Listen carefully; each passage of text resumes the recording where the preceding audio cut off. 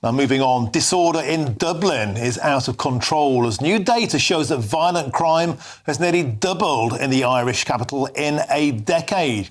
Now, the data from 2014 shows that 1,389 violent crime incidents, which increased to 2,687 by 2024. And that's a 93.4% increase in just 10 years. But let's look at the data for last year. Theft up 19%, public order up 17%, violent crime up 14% in just 1 year. Now, what on earth is going on in Dublin? Well, let's find out now by speaking to the president of the Irish Freedom Party, Herman Kelly. Herman, welcome to the show. Some very, very sobering statistics there. What on earth has changed in Dublin, I wonder? Yeah, well, when you're looking for the cause, you must first look for the correlation. What has happened? What has been the big changes in Ireland in the last 10 years? That crime would double. Serious crime would double. Have people been educated differently? Has unemployment exploded and people have got nothing to do and they turn to crime? No. Look, the difference between Ireland and a lot of other countries is that the Irish state or the police do not collect criminal data according to national origin. However, across Europe, there are other countries, such as Denmark is a very good example, which collect the national origin of the criminals. And when you look at the statistics, and Denmark, for example, lays it out very, very clearly, that countries which are culturally incompatible with our own, like we know the ones like Afghanistan, Somalia, Pakistan, Algeria, all these countries, they have very, very high criminal rates in Denmark. And natives have comparatively very small. And even in Sweden, which have started to, like there was a government study there a number of years ago, they found out that non-Swedish natives were 2.5 times more likely to commit sexual assault compared to Swedish men.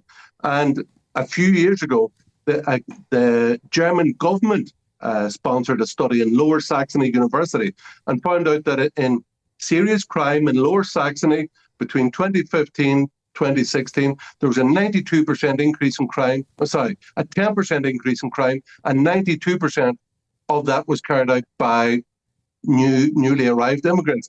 So we've got to stop being naive, we've got to stop being deceitful, cowardly, and call out what the cause of the increase in violent crime is.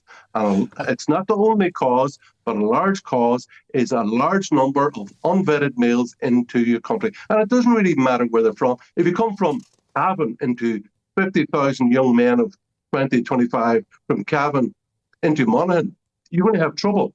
And Herman Kelly, we've seen videos all the time of blatant open violence on the streets in Dublin, on the buses, on the trams, and incredible shop owners saying that the huge brunt of this theft is borne by shopkeepers. 8 out of 10 additional offences last year were linked to shoplifting and people legging it away with stuff. And to back up some of your data, the Centre for Migration Control recently gave us some data here in the United Kingdom, in Britain, beg your pardon. Afghanistan, 22 times more likely to commit sexual offences compared to Brits. Eritreans, 20 times more likely. Albanians for drug offences, 25 times more likely. Violent offences, the Congolese, 11.5 times more likely. The data exists across countries to show there is a link between culture and violent crime. Herman Kelly, I'm assuming you don't get any of that data in Ireland. And when you ask for it, what do the police and what do the politicians say?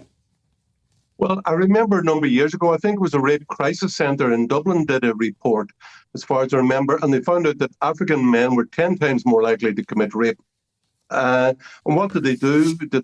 They publicised it then a number of years ago. They've never collected that data or published it since. So there is obviously an influence, as we just heard in your last segment, about the politicisation of security and people in charge of security being told to, no, don't look at the main problem, look at this minor problem. And do you know what? When so many of the people coming into Ireland, like, for example, claiming refugee status, I think 85% of people coming into Dublin Airport say they've lost their passport. They're already in Ireland illegally. They're acting very badly. They're lying to us already. Why should we be surprised when the large numbers of these people coming in illegally act illegally? And, there must be a solution. And for ourselves, it's anybody in Ireland illegally must be deported immediately. It's for the safety and security of ordinary Irish people. It's quite reasonable. Gary, we have to leave it there. The president of the Irish Freedom Party, thank you for joining us on GB News. Always a pleasure to have your company. And of course, not everybody coming from countries